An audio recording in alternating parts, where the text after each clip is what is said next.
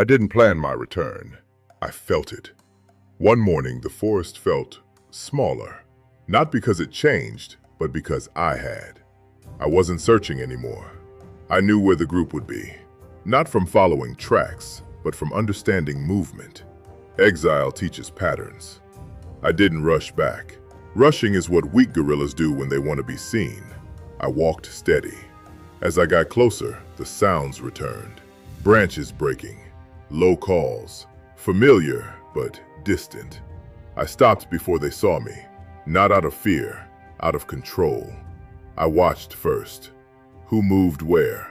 Who guarded the edges? Who still looked over their shoulder? The group was the same. I wasn't. When I stepped forward, heads lifted.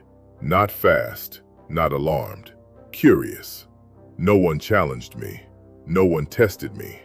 That surprised me. Exile doesn't make you aggressive.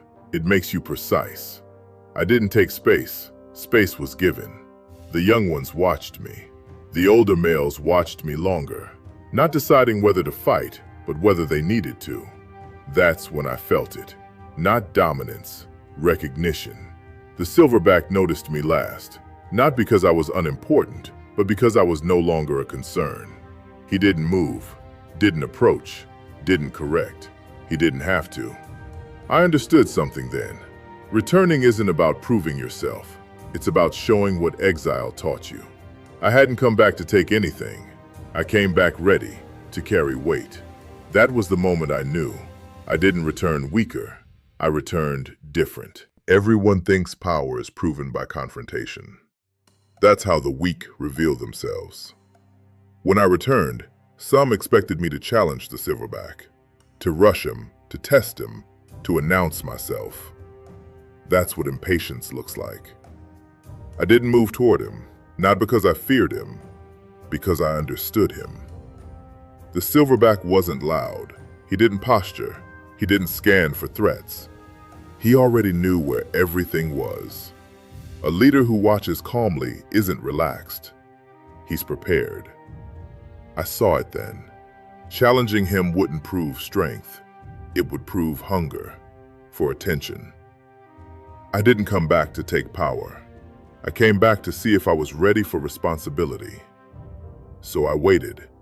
I let days pass. I let the group observe. I noticed who followed me, who mirrored my movements, who relaxed when I was near. That told me more than any fight could. Dominance demands reaction. Leadership allows patience. The silverback watched me the same way, not threatened, not curious, evaluating. He didn't see a rival. He saw a question. Would I disrupt order or strengthen it? That's the test no one talks about. Strength is common. Restraint is rare. I didn't challenge the silverback because the group didn't need chaos. It needed balance. And leadership isn't about removing someone else. It's about knowing when your presence already changes things. That day, I learned something permanent. Power taken too early destroys what it touches. Power earned protects it. Leadership doesn't announce itself. It reveals itself when others move without being told. I didn't notice it at first. There was no signal, no command, just a shift. I changed direction, and a few followed, not because I asked, because it felt right. At first, it was subtle, one step behind, a quiet mirror, testing. They watched how I moved, where I paused, when I stopped. Leadership begins as observation. I didn't rush. Rushing creates doubt. Calm creates trust. When danger passed nearby, they didn't scatter. They stayed close. That's not obedience. That's belief. I understood then. People don't follow strength. They follow certainty. Certainty doesn't shout. It settles and invites others to rest inside it. I kept my pace steady, not fast, not slow, predictable. The group adjusted around me. Spacing changed. Eyes checked in. Without words. That's when I felt the weight. Not pressure, responsibility.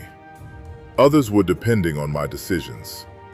I remembered exile, the hunger, the nights alone. Those lessons were finally useful. I chose safer paths, waited longer, protected energy. Leadership isn't about control. It's about reducing fear.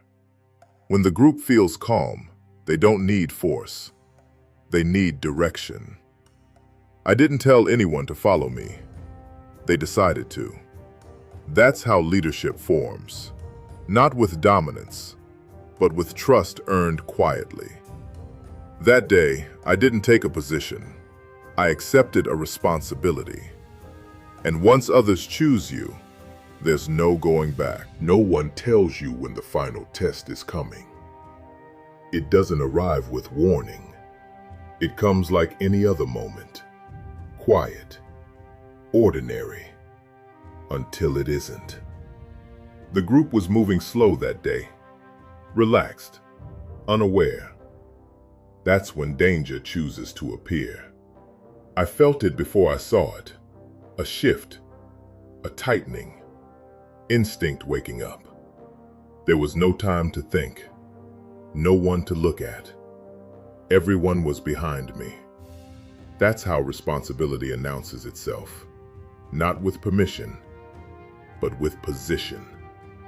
I stepped forward, not fast, not loud, certain. I didn't check to see who was watching. I already knew. Leadership isn't about being seen. The threat hesitated, not because I was bigger, but because I didn't hesitate. I held the line. No roar, no display, just presence. That's when I understood something permanent. Power isn't proven by how hard you strike, but by what you're willing to stand in front of. I felt the group behind me, closer than before. Trusting. Fear didn't spread, it settled. Because calm spreads faster than panic. The silverback watched, not to intervene, to confirm. He didn't move, didn't challenge, didn't correct. The moment passed, danger moved on, and nothing looked different. But everything was. No one needed to say it. No signal was given. The decision had already been made. Leadership isn't granted. It's recognized. That day I didn't take the crown. I carried the weight. And that's how I became a silverback.